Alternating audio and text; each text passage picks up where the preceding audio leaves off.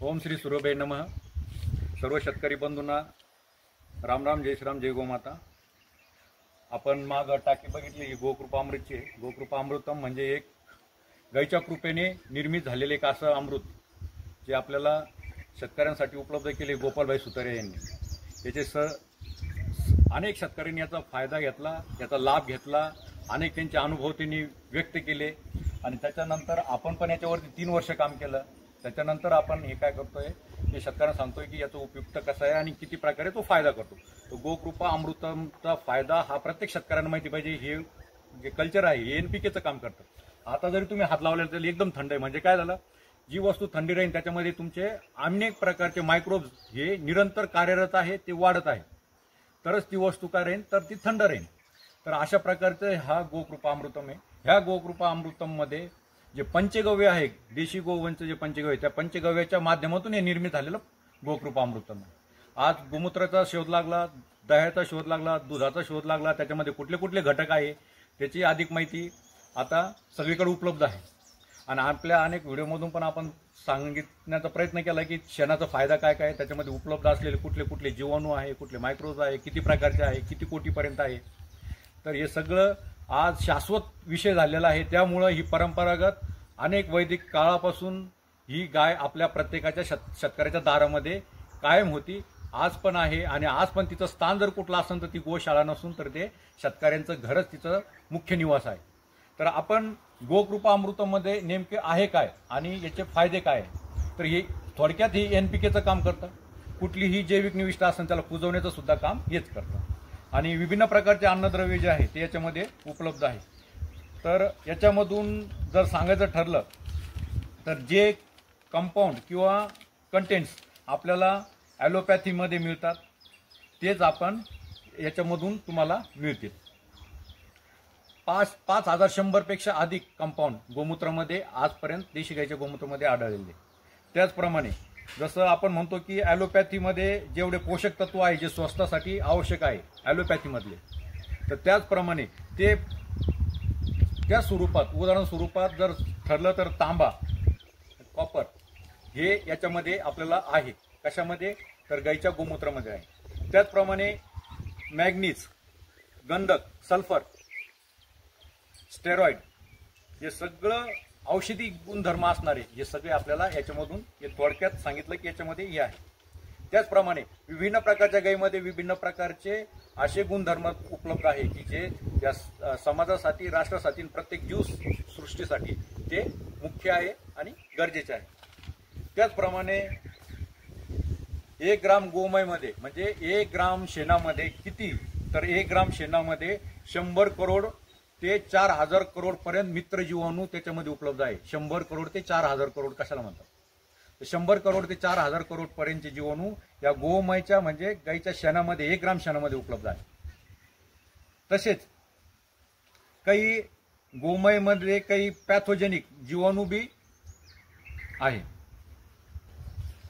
हा जो गोकृपा अमृतम आहे या अनेक केविके कृषी विज्ञान केंद्राच्या साहाय्याने संशोधित झालेला आहे, रिसर्च झालेला आहे. त्यांनी त्याचा प्रयोग पण केलेला आहे. त्याचे रिपोर्ट यामध्ये अनेक जणांचे उपलब्ध आहे. आता मुख्य आपण गोकृपा अमृतम करतो. तर गोकृपा अमृतममध्ये आतापर्यंत 65 पेक्षा अधिक पिकांवरती याचा लाभ झालेला आहे, याचे फायदे मिळालेले 100% फायदे मिळाले. म्हणजे अनेक जिल्ह्यामध्ये हे आपल्याकडे उपलब्ध भेटणं. अंगूर बागवाला असेल अथवा मोसंबीचे बागावाले असतील, ऊसावाले असतील अथवा डाळिंबावाले असतील, भाजीपाल्यामध्ये तर सहज याच्यामध्ये आपल्याला त्याचा परिणाम चांगल्या स्वरूपात मिळतो. पण इतर जे मुख्य पीक आहे, वार्षिक पीक आहे, याच्यामध्ये सुद्धा याचा परिणाम सगळ्यात चांगला आहे. त्याचप्रमाणे विभिन्न प्रकारच्या ज्या माती होत्या, 10 प्रकारच्या मातीमध्ये याचं संशोधन झालेलं आहे. 10 प्रकारच्या मातीमध्ये याचा प्रयोग झालेला आहे, उपयोग करण्यात आलेला आहे. आता सध्याच्या स्थितीला 22 पेक्षा अधिक राज्यामध्ये याचा सक्रिय उपयोग अनेक शेतकरी मागच्या अनेक वर्षापासून करत आहे. सातत्य त्याच्यात वाढत चाललेलं आहे संख्येमध्ये. त्यामध्ये 7 लाख पेक्षा अधिक कृषी शेतकरी याच्यामध्ये आतापर्यंत जुळले गेले, जे याच्यामध्ये काम करत आहेत आणि त्याला चांगला परिणामदायक असं त्यांना उत्पादन सुद्धा त्यांनी त्याच्यातून घेतलेलं आहे. जी 1 ग्राम मातीमध्ये जीवाणूची संख्या 1980 पूर्वी 2 करोडपर्यंत होती 1 ग्राम मातीमध्ये, ती आज घटून खूप कमी झालेली आहे. तर तिची वाढवण्यासाठी जर आपल्याला करायची आहे तर ती आता 40 लाखापेक्षा कमी झाल्यामुळे साधारणतः आपल्याला ती संख्या वाढवण्यासाठी तर काय लागणार आहे, तर विभिन्न प्रकारचे बॅक्टेरिया लागणार आहे, जीवन लागणार आहे. त्या बॅक्टेरिया केवळ आणि केवळ फक्त गाईच्या पंचगव्यापाशी जाईल. तर त्याच्यामुळे गाईचं महत्त्व आपण समजलं पाहिजे. तसेच 1 मिली गोकृपा अमृतम, हे जे गोकृपा अमृतम आहे याच्या 1 मिली गोकृपा अमृतम मध्ये 49 लाख जीवाणू, मित्र जीवाणू आहे 49 लाख. आणि ह्याची संख्या जी आहे 7 दिवसामध्ये ही संख्या, जीवाणूची संख्या प्रचंड प्रमाणात वाढते. आणि त्यामध्ये ती किती होते तर 3.9 करोड पर्यंत त्याची संख्या केवळ 7 दिवसाच्या आत ही आपल्याला मित्र जीवाणूची संख्या वाढून मिळते. 3.9 करोड. त्याच्यामध्ये काय, फक्त देशी गाईचं दूध, देशी गाईचं ताक 2 लिटर गोकृपा अमृतम आणि 2 किलो गूळ एवढंच आपल्याला टाकायचं आहे. 3ऱ्या दिवशीपासून तुम्ही वापरायला सुरू करू शकता. 6 दिवसामध्ये फुलफिल झालेलं म्हणजे पूर्ण प्रक्रिया झालेलं आहे, मायक्रो डेव्हलप झालेलं जीवाणू या गोकृपा अमृतम मध्ये आहे. याला खर्च किती या कल्चरला, तर 0 पैसे. हे मोफत उपलब्ध आहे, अनेक जिल्ह्यामध्ये उपलब्ध आहे. त्यामुळे शेतकऱ्यांनी हे गोकृपा अमृतम आपल्या घरी घेऊन जाऊन चांगलं, जे सांगितलेले जे निर्देश आहे की सावलीमध्ये असावं, त्या कुठल्या प्रकारे बनवायचं याची प्रक्रिया आपल्याला माहिती असावी, या संबंधित तुम्हाला अधिक माहिती तशी दिल्याच जाईल. पण आपण हे गोकृपा अमृतम आपल्या घरी घेऊन जायचं आहे. आता या गोकृपा अमृतम मध्ये जसं सांगितलं की अनेक प्रकारचे जीवाणू आहे, तर 100 पर्यंतचे उपलब्ध म्हणजे जे अधिक प्रमाणामध्ये लागतात ते जीवाणू आपल्याकडे ऑलरेडी याच्यामध्ये आहे.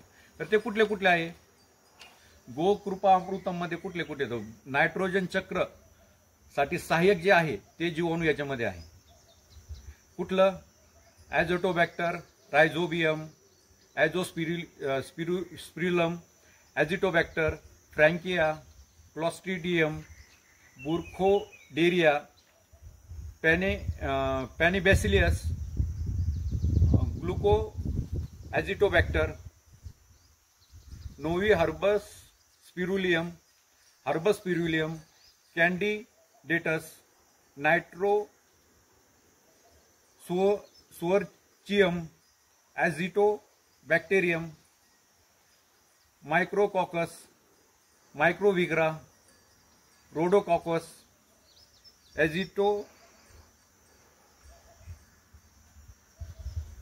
जिओबॅसिलियस आदी हे सगळे नायट्रोजन चक्र मध्ये मदत करणारे असे आहे. त्याचप्रमाणे फॉस्फरस ला रूपांतर करणारे, उपलब्ध करून देणारे त्याच्यामधले कोणते, बॅसिलियस, मायक्रोथिरिक्स, कॅन्डिडेटस, फ्लेवोबॅक्टेरियम, जॅन्थिनोबॅक्टेरियम, सिट्रोबॅक्टर, पॅन्टोइया, रुएगेरिया. त्याचप्रमाणे पोटॅश उपलब्ध करून देणारे कुठले, बॅसिलियस आणि स्पिंगोमोनास. सल्फर उपलब्ध करून देणारे कुठले कुठले, तर सल्फर उपलब्ध करून देणारे डेसल्फोफॅस्टिस, ॲक्टो, थिओहोडोस्पायरा,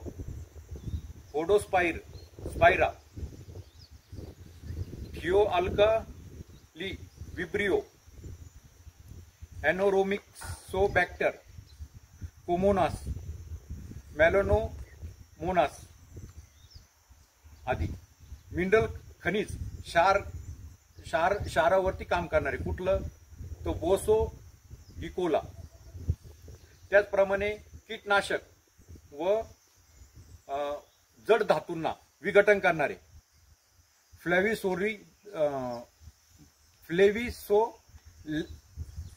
फ्लॅविसोलिबॅक्टर, क्युवेरा, लेलिओटिया. हायड्रोकार्बन व एरोमॅटिक कंपाऊंड विघटन करणारे कुठले, ॲसिनोटोबॅक्टर, ॲकोबॅक्टेरियम, डिहेलोकॉकोइसाइड्स, होलोफगा, रोडोपायरेलुला, परविबाकुलम, अनेक असे नावं याच्यामध्ये आहे की जे नावं सायंटिफिकली आपल्याकडे उपलब्ध आहे, ज्याच्यावरती रिसर्च झालेला आहे. जैविक कीटक नियंत्रण करणारे पण त्याचे जीवाणू आहेत. त्याचप्रमाणे रोग नियंत्रण आणि त्या वनस्पतीच्या त्या पिकांच्या संरक्षणासाठी लागणारे आणि आरोग्य चांगलं करणारे ज्या जीवाणू लागतात त्या सुद्धा याच्यामध्ये आहे. जसं लॅक्टोबॅसिलस, सुडोमोनास, एंटेरोबॅक्टर, सुडो एल्टेरोमोनास, लॅक्टीप्लॅन्टी बेसेलियस, असे अनेक प्रकारचे याच्यात जवळपास 8 ते 10 प्रकारचे हे आहे. त्याचप्रमाणे मातीतील कर्ब कचरा व पिकं याचं अवशेष विघटन करणारे अनेक प्रकारचे थर्मोस्टिला, स्पिंजोबियम, पिचिया, ओसया, वर्मीफिलस असे अनेक प्रकारचे याच्यामध्ये याच्या अतिरिक्त पण अजून भरपूर काही त्याच्यामध्ये. त्याबरोबर पिकांची वृद्धी करणारे ते पण याच्यामध्ये पर्याप्त मात्रामध्ये उपलब्ध आहे. म्हणजे आपल्याला थोडक्यात सांगायचं हे आहे का या गोकृपा अमृत आहे तर हा गोकृपा अमृत खरंच कृपा शेतकऱ्यांवर होईल. शेतकऱ्यांनी याचा अधिकाधिक फायदा घ्यावा. याचे खर्च काहीच नाही, फक्त 2 लिटर कल्चर आपल्याला इथून घेऊन जाते आणि ते अनेक वर्षापर्यंत ते तुम्ही वापरू शकतात. आणि त्याचं फक्त स्वच्छ म्हणजे ठेवण्याची जी प्रक्रिया आहे की त्याच्यात ठेवण्याचं, त्याला डेव्हलप करण्याचं एकदा त्याचं आपण प्रशिक्षण घ्यावं आणि त्या प्रशिक्षण माध्यमातून त्याचा आपल्याला कळाल्यानंतर त्याचा वापर करावा. प्रत्येक पिकामध्ये याचा वापर आहे. अनेक प्रकारचे जीवाणू डेव्हलप करण्यासाठी आणि उपयुक्त जीवाणू जे आहेत त्याच्यामध्ये सरळ भाषेमध्ये म्हणजे ते उपलब्ध आहे. ते आपण घेऊन जायचे, डेव्हलप करायचे आणि शेतामध्ये बार वापरायचे. सुरुवातीला हजारो लिटरमध्ये वापरा, नंतर त्याला कमी करत करत एक स्टेबल आणि बॅलन्सेबलमध्ये एक 200 ते 500 लिटर 1000 लिटरपर्यंत आपण निरंतर सोडत राहा. 100% त्याचा रिझल्ट चांगला आहे. काडी कचऱ्याला कुजवण्याचं काम हे करणार आहे. त्याच्यामुळे जे आपल्या शेतामधले जे कृषी वेस्ट आहे किती बेस्ट आहे तर त्याला बेस्ट बनवा. नसल जर तुम्हाला बेस्ट वाटत असेल त्याला बेस्ट बनवा. 100% हेच आपलं पूर्ण शेती तारण करू शकते. आपल्या शेतीमधली आरोग्य बलशाली शक्तिशाली करून तुमचं पीक हे वाढवणारे आहे. त्याच्याकरता आपण गोकृपा अमृतम याचा वापर करावा आणि चांगलं पीक घ्यावं. जय हिंद, जय भारत, जय गोमाता.